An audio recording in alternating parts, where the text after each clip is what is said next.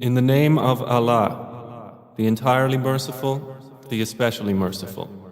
By those angels who extract with violence, and by those who remove with ease, and by those who glide as if swimming, and those who race each other in a race, and those who arrange each matter.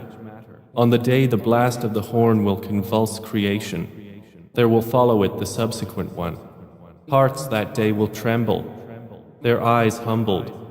They are presently saying, will we indeed be returned to our former state of life, even if we should be decayed bones? They say, that then would be a losing return.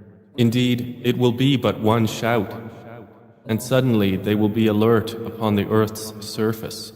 Has there reached you the story of Moses, when his Lord called to him in the sacred valley of Tuwa, go to Pharaoh, indeed he has transgressed, and say to him, would you be willing to purify yourself?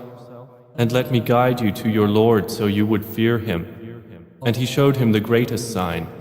But Pharaoh denied and disobeyed. Then he turned his back, plotting. And he gathered his people and called out, and said, I am your most exalted Lord. So Allah seized him in exemplary punishment for the last and the first transgression. Indeed, in that is a lesson for whoever would fear Allah.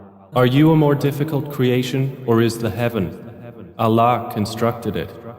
He raised its ceiling and proportioned it, and He darkened its night and extracted its brightness.